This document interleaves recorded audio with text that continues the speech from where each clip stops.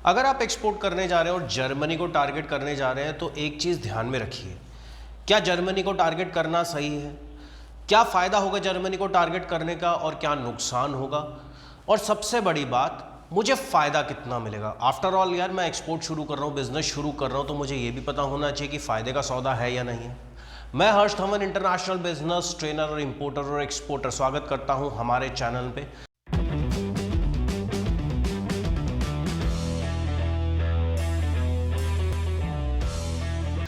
दोस्तों, इस चैनल के ज़रिए हम इंपोर्ट एक्सपोर्ट बिजनेस सिखाते हैं। तो अगर आप इंपोर्ट एक्सपोर्ट बिजनेस सीखना चाहते हैं तो हमारे चैनल को अभी सब्सक्राइब कर लीजिए। एक इन्फॉर्मेशन और देना चाहता हूं, इंपोर्ट एक्सपोर्ट बिजनेस की हमारी प्रैक्टिकल ट्रेनिंग चलती है, जो कि ऑफलाइन भी चलती है, ऑनलाइन भी चलती है। अगर आप ऑफलाइन या ऑनलाइन ट्रेनिंग लेना चाहते हैं तो स्क्रीन पे जो नंबर आ रहा है उस पर कॉल करके आज ही रजिस्ट्रेशन करा सकते हैं। चलिए बात करते हैं जर्मनी की। जर्मनी, अगर मैं कैपिटल की बात करूं तो जर्मनी की कैपिटल है बर्लिन। ज़्यादातर ऑफिशियल लैंग्वेज जो बोली जाती है जर्मनी में तो वो जर्मन लैंग्वेज बोली जाती है। अगर मैं करेंसी की बात करूं तो यूरो का ज़्यादा इस्तेमाल किया जाता है। पॉपुलेशन की बात करूं तो 83.2 मिलियन लोगों की पॉपुलेशन है। सबसे पहले बात करते हैं जर्मनी को हम क्या क्या प्रोडक्ट एक्सपोर्ट कर सकते हैं। बहुत अच्छी खासी लंबी लिस्ट है। अगर आप इन प्रोडक्ट्स को जर्मनी में एक्सपोर्ट करेंगे तो मार्जिन्स आपको अच्छे मिलेंगे, और मोस्टली ये वही प्रोडक्ट है जिसको आप इजीली एक्सपोर्ट भी कर सकते हैं। एक चीज़ और बताना चाहता हूँ, ड्यूरिंग द ट्रेनिंग जब हम ऑफलाइन या ऑनलाइन ट्रेनिंग देते हैं तो प्रोडक्ट सिलेक्शन की भी हमारी क्लासेस चलती हैं, प्रॉपर ट्रेनिंग होती है।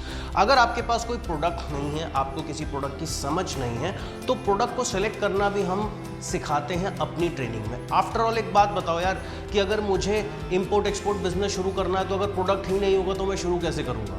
चलिए बात करते हैं कि अगर मुझे जर्मनी को एक्सपोर्ट करना है तो कौन कौन से प्रोडक्ट मैं एक्सपोर्ट कर सकता हूं और कौन से प्रोडक्ट जर्मनी हमसे फिलहाल इंपोर्ट करा रहा है। चलिए सबसे पहले अगर मैं बात करूं इंजीनियरिंग गुड्स की, इंजीनियरिंग गुड्स में अच्छा खासा मार्जिन मिलेगा और जर्मनी को लेके मार्जिन भी अच्छा है। इंजीनियरिंग गुड्स के साथ इलेक्ट्रॉनिक गुड्स भी जर्मनी में अच्छा खासा जा रहा है। ऑर्गेनिक और इनऑर्गेनिक केमिकल्स, दोस्तों मैं एक चीज़ बताना चाहता हूं, अगर आपको ऑर्गेनिक और इनऑर्गेनिक केमिकल्स की नॉलेज है या कहीं से ले सकते हैं तो इस प्रोडक्ट को पकड़ के चलिए। वर्ल्ड मार्केट में इसकी बहुत अच्छी डिमांड है और इंडिया का एक्सपोर्ट इनऑर्गेनिक केमिकल्स और ऑर्गेनिक केमिकल्स में डे बाय डे बढ़ भी रहा है। तो प्रोडक्ट ये बहुत अच्छा है, नोट कर लीजिए। इसके बाद है रेडीमेड गारमेंट्स। अगर आप रेडीमेड गारमेंट्स में डील करते हैं तो भी ये फ़ायदे का सौदा है। मैं तो आपको कहूँगा रेडीमेड गारमेंट्स में भी कर सकते हैं, और सबसे आसान होता है रेडीमेड गारमेंट्स में एक्सपोर्ट में डील करना। तो एक प्रोडक्ट आपके लिए ये भी है, और इस प्रोडक्ट का फ़ायदा ये होगा कि कम इन्वेस्टमेंट में आप ये प्रोडक्ट का एक्सपोर्ट शुरू कर सकते हैं। अब इसके बाद ड्रग्स और फार्मास्यूटिकल्स की बात करूँ, मार्जिन की बात करूं तो बहुत अच्छे मार्जिन है, लेकिन देखिए ये अनाड़ी बंदा नहीं कर सकता, ये ध्यान में रखिएगा।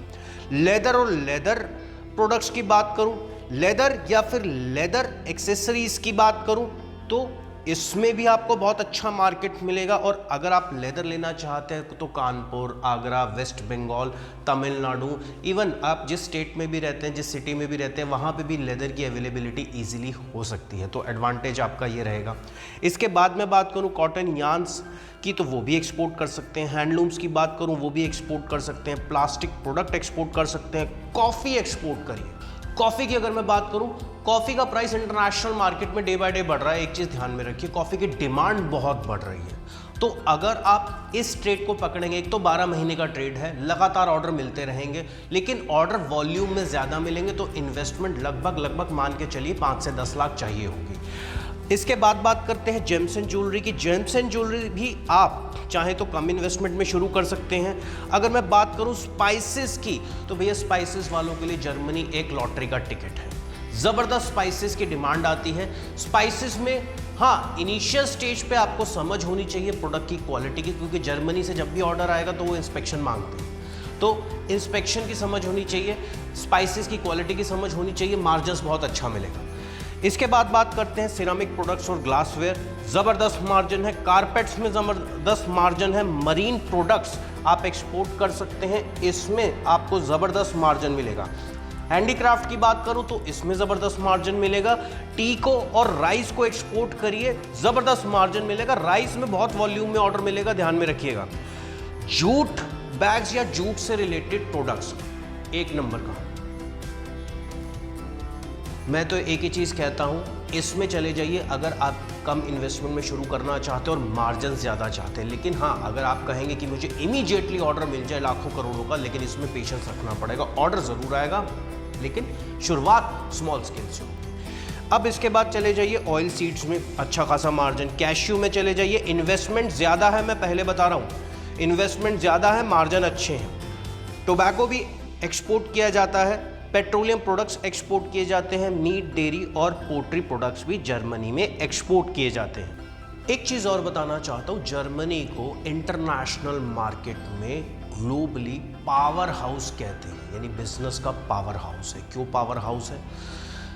शुरू से ही जर्मनी के लोगों में एक मेंटालिटी है कि बिजनेस ही करना है। ज़्यादातर लोग बिजनेस करते हैं और इंटरनेशनल ब्रांड बनाते हैं। बहुत से प्रोडक्ट है जर्मनी के जो हमारी आंखों के सामने भी होंगे, लेकिन हमें पता नहीं। चलिए ये भी बता देता हूँ कि जर्मनी के कौन कौन से प्रोडक्ट आपके सामने हैं, लेकिन आपको पता है। अगर मैं जर्मनी की बात करूँ, ऑटोमोटिव इंडस्ट्री में वॉक्सवैगन का नाम आपने सुना होगा।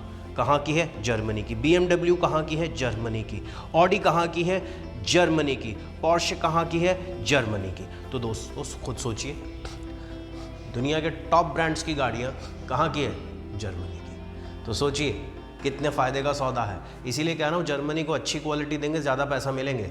इसके बाद इंजीनियरिंग और मैन्युफैक्चरिंग यूनिट्स की बात करूँ तो सीमेंस कहाँ से है? जर्मनी से। बॉश कहाँ से है? जर्मनी से। BASF कहाँ से है? जर्मनी से। टेक्नोलॉजी की बात करूँ तो सैप, डच टेलीकॉम, ये सारी कंपनीज जो कहाँ से है? जर्मनी से। फिनेंशियल सर्विसेज, अगर मैं डच बैंक की बात करूँ, कॉमर्स बैंक की बात करूं, अलायंस की बात करूं, तो ये कहां की है? जर्मनी की। रिटेल की बात करूं, ऑल्डी कहां की है? जर्मनी की। श्वार्ट्स ग्रुप कहां का है? जर्मनी का है। मेट्रो AG कहां का है? जर्मनी का है। लुफ्थांसा कहां की है? जर्मनी की। तो दोस्तों एक बहुत बड़ा पावर हाउस है जर्मनी। बिजनेस ही बिजनेस मिलेगा, चाहे तो इंपोर्ट कराइए और चाहे तो आप एक्सपोर्ट करिए। सबसे पहले जब भी हम कोई बिजनेस शुरू करते हैं, हमें ये देखना है कि भैया मुझे मार्जिन कितना मिलेंगे। अगर मार्जिन ही नहीं है तो मैं वो बिजनेस करूं क्यों? मेहनत की कमाई है आपकी, इसको ऐसे बिल्कुल भी ज़ाया ना होने दें। और भी बहुत से एग्जाम्पल देता हूं आपको जर्मनी के। सबसे पहले देखिए, फूड और बेवरेजेस की बात करूं तो बिटबर्गर सबसे बड़ी कंपनी है, कहाँ की है? जर्मनी की। अगर फैशन और लाइफस्टाइल की बात करूँ तो हुगो बॉस कहाँ की कंपनी है? जर्मनी की। प्यूमा कहाँ की कंपनी है? जर्मनी की। एडिडास कहाँ की कंपनी है? जर्मनी की। मीडिया और एंटरटेनमेंट की बात करूँ तो ग्रूनर जार कहाँ के हैं? जर्मनी के। ट्रैवल एंड टूरिज्म की बात करूँ तो जैसा कि मैंने बोला, Lufthansa, TUI group, Airbnb, Expedia, mostly brands कहाँ के हैं? जर्मनी के।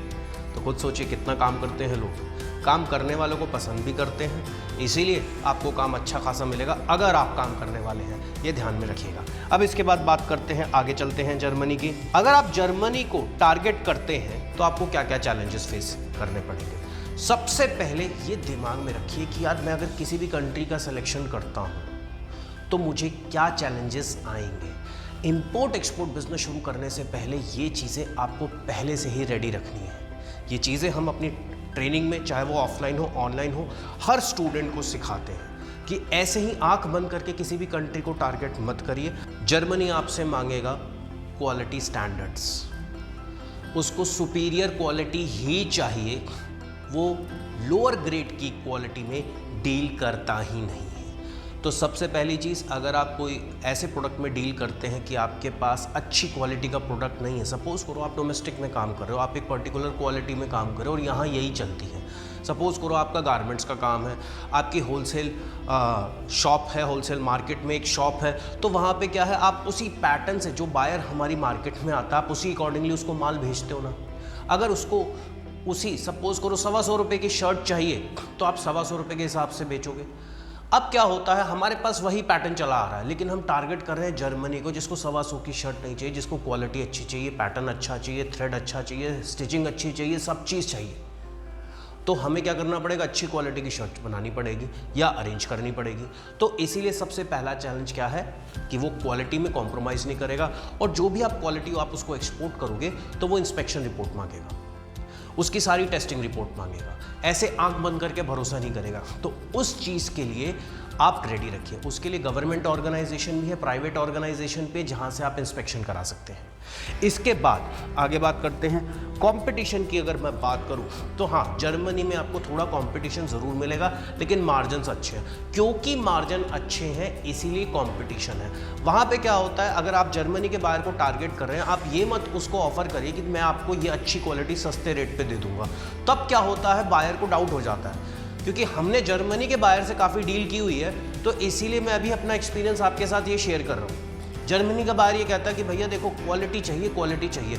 अगर आप मार्जिन लेना चाहते हैं तो आप उसे इस तरीके से कन्विंस करिए कि ये देखो जी, इसकी क्वालिटी जो आप कहीं से पता करके आए हो, जो रेट सस्ता दे रहा है, मैं उससे बेटर क्वालिटी आपको दे रहा हूँ और उसके ज़्यादा प्राइस होगा। तब आपको मज़ा आएगा काम करने में, और तभी मार्जिन आपको जर्मनी से मिलेंगे। इसके बाद लैंग्वेज बैरियर की बात करूं, देखो लैंग्वेज बैरियर आज की डेट में ऐसा कुछ है नहीं। ज़्यादातर लोग फिलहाल जर्मन लैंग्वेज जानते हैं, वहाँ पे इंग्लिश जानते हैं। तो नॉर्मली आज की डेट में अगर आप इंग्लिश में भी बात करते हैं, नहीं तो आज की डेट में ऐसे बहुत से सॉफ्टवेयर हैं, अगर आप मेल में बात कर रहे हैं, ईमेल के थ्रू बात कर रहे हैं, तो वो ट्रांसलेट कर देगा लैंग्वेज को। तो सबसे बड़ा बेनिफिट ये भी है, आप किसी ट्रांसलेटर को भी हायर कर सकते हैं। आज की डेट में अगर मैं बात करूँ, इंटरनेशनल बिजनेस में लैंग्वेज बैरियर तकरीबन ख़त्म ही हो गया। अगर आपको एक चीज़ बताऊँ ना, मुझे अगर वेस्ट बंगाल से माल लेना है तो मुझे बंगाली आनी ज़रूरी थोड़ा है, क्या मैं ऐसे जाके माल नहीं ले सकता? तो आज की डेट में ऐसा लैंग्वेज बैरियर नहीं है। तो लेकिन हाँ, ये बात आपको ध्यान में रखनी है कि जर्मनी में ज़्यादातर लोग जर्मन और इंग्लिश, ये 2 लैंग्वेज हैं जिसमें आपके साथ डील करेंगे। फिर उसके बाद आगे बात करते हैं, थोड़ा कल्चरल डिफरेंस भी है। कल्चरल डिफरेंस का मतलब, मैं फिर एक एग्जांपल तो गारमेंट्स की बात करूं, हमारे टेस्ट, हमारा फैशन अलग है, उनका टेस्ट, उनका फैशन अलग है। हमें उनके अकॉर्डिंगली प्रोडक्ट को डेवलप करना है। यहाँ के प्रोडक्ट, यहाँ का ट्रेंड जो चल रहा है, आप उसे दिखा सकते हैं, लेकिन ज़्यादा कन्विंस मत करिएगा।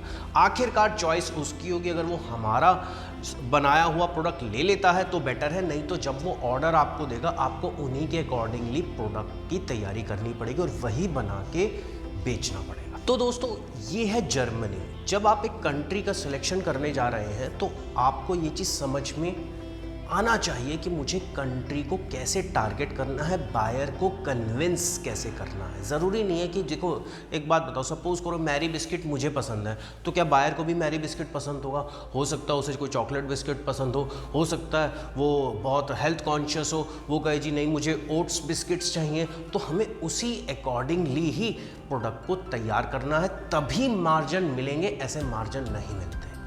दोस्तों, उम्मीद करता हूँ वीडियो अच्छा लगा होगा। अगर इंपोर्ट एक्सपोर्ट बिजनेस सीखना चाहते हैं तो हमारे चैनल से लगातार बने रहिए, और अगर प्रैक्टिकल ट्रेनिंग लेना चाहते हैं ऑफलाइन या ऑनलाइन, तो स्क्रीन पे जो नंबर आ रहा है उस पर कॉल करके रजिस्ट्रेशन कराएं। वीडियो अच्छा लगा तो लाइक ज़रूर करें और वीडियो को ज़्यादा से ज़्यादा शेयर करिए। और अगर आपका कोई भी क्वेश्चन है, किसी कंट्री के बारे में जानना चाहते हैं, किसी प्रोडक्ट के बारे में जानना चाहते हैं, ये जानना चाहते हैं कि आपका प्रोडक्ट कौन से देशों में सबसे ज़्यादा एक्सपोर्ट होता है, मुझे कौन से देशों को टारगेट करना है, तो कमेंट बॉक्स में हमें ज़रूर बताएं, हम उसका जवाब आपको देंगे। तो दोस्तों, इस वीडियो में इतना ही। मिलता हूं अगले वीडियो में, तब तक के लिए जय हिंद।